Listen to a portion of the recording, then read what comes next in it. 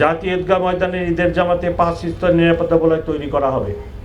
প্রবেশ গেটসমূহে তল্লাশির জন্য আর্চওয়ে ও metal detector থাকবে। পুরো জাতীয় ঈদগাহ ময়দান সহ আশপাশের এলাকা সিসিটিভির আওতামুক্ত থাকবে।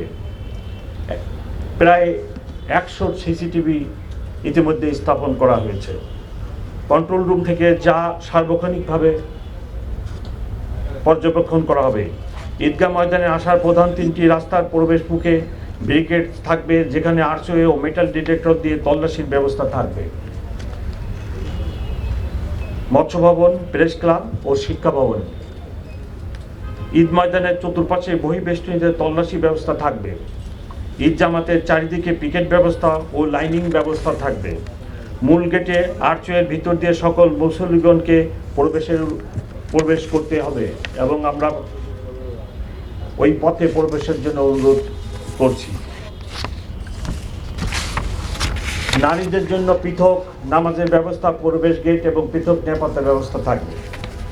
ঈদগাহ ময়দান ও আশপাশের এলাকা এসবি সুইমিং টিম এবং সিটিটিসি ডগ স্কোয়াড সুইমিং করবে। সোয়াট ও bomb disposal unit stand by থাকবে। সাদা পোশাকে ডিবি ও সিসিটিভি সদস্যবৃন্দ মোতায়েন থাকবে। পুরো এলাকা ঘিরে তারা আলাদা নিরাপত্তা বলয় তৈরি করবে। ওয়াচ টাওয়ার থাকবে, যার উপর থেকে মনিটরিং করা হবে। নিরাপত্তা প্রদানে নিয়োজিত অন্যান্য আইনশৃঙ্খলা বাহিনীর সাথে আমাদের সমন্বয় থাকবে। গোয়েন্দা সংস্থাসমূহের সাথে সার্বজনীন সমন্বয় থাকবে। ফায়ার ব্রিগেডের ফায়ার টেন্ডার প্রস্তুত থাকবে। এমার্জেন্সি মেডিকেল টিম প্রস্তুত রাখা হবে। আমরা 2 ধরনের ব্যবস্থা নিই, একটা হলো ওভার্ট আর একটা কোভার্ট। গোপনে নিই, প্রকাশ্যে নিই। তো অনেক কিছু তো আমরা নিরাপত্তার স্বার্থে গোপন রাখি। সো আপনি যেটা বলতেছেন, আমরা 1-2টা তো গোপনও রাখতে পারি।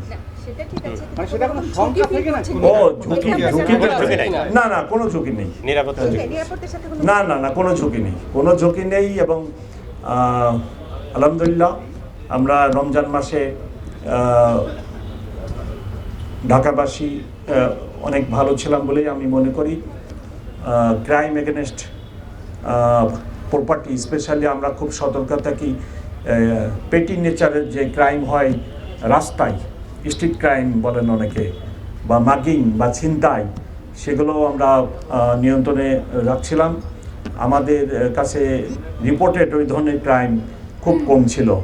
তো আজকে শেষ দিন রমজানের, ইনশাল্লাহ আমরা সকলের প্রচেষ্টায় আজকের দিনটু ভালোভাবে পার করতে সক্ষম হব। 15,000 পুলিশ অফিসার নিয়োজিত থাকবে সার্বিক নিরাপত্তা ব্যবস্থায়। সাথে এটিইউ, তারপরে আপনার ডিবি, তারপরে সিটিটিসি, আপনার সবার সমন্বয়। ইভেন বাংলাদেশ আর্মিও আপনারা জানেন আমাদের সহায়তায় আছেন, ওনারাও থাকবেন। তো আমরা সবাই মিলে সমন্বিতভাবে পুরো ঢাকা শহরের নিরাপত্তা বলয় গড়ে তুলছি।